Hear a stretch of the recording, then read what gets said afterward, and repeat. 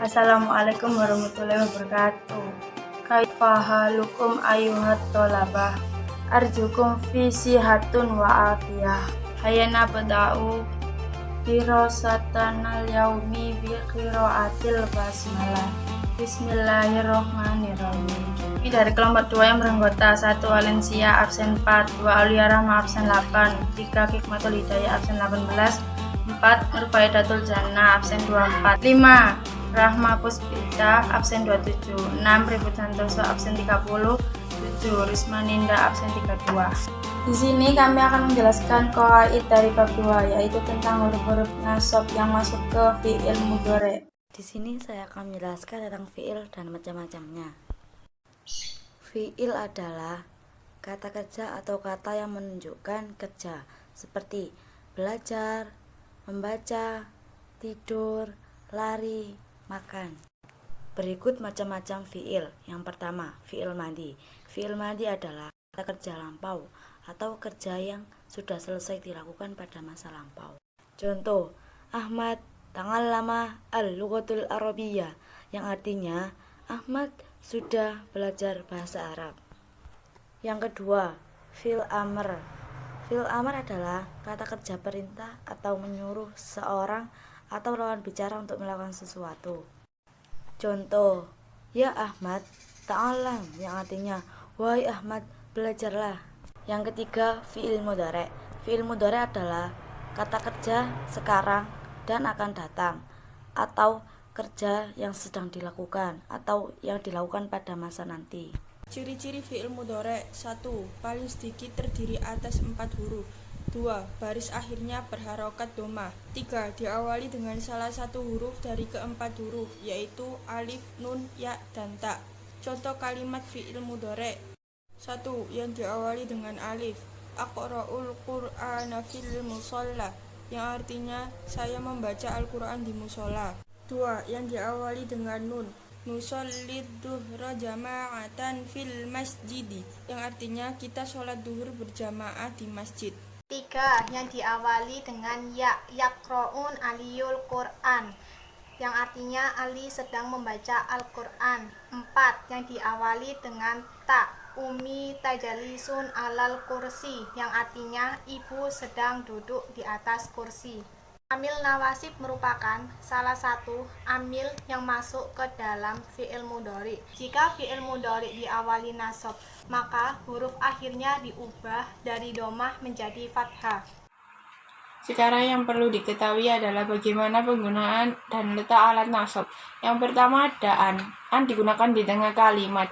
Contoh yang pertama, uridu an adhaba ilal mustasfa, yang artinya saya ingin pergi ke rumah sakit. Setelah an terdapat fi'il mudhari' adhabu, karena didahului an maka berubah menjadi adhaba.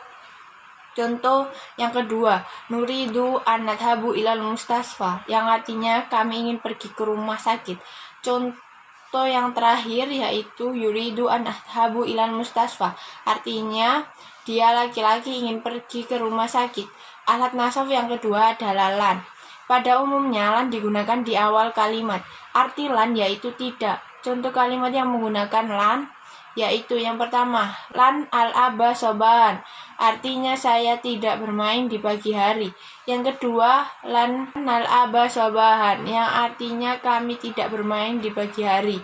Yang terakhir adalah lan yal-aba sobahan, yang artinya dia anak laki-laki tidak bermain di pagi hari. Setelah membahas an dan lan, selanjutnya membahas mengenai idzan dan kai. Idzan bisa diartikan kalau begitu atau jika demikian tergantung penulisan kalimat tersebut. Contoh, idzan naqula shodiqon, artinya kalau begitu kami akan berkata jujur.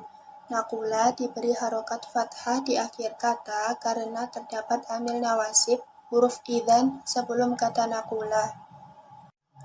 Contoh selanjutnya, idzan narmiyal qurrati, artinya jika demikian kami akan melemparkan bola. Narmiya diberi harokat fathah di akhir kata karena terdapat amil nawasib huruf idzan sebelum kata narmiya. Contoh selanjutnya, Idzan nazura ghadan. Artinya, kalau begitu kami akan mengunjungimu besok. Nazura diberi harokat fathah di akhir kata karena terdapat amil nawasib huruf idzan sebelum kata nazura. Kemudian kai. Kai diartikan supaya.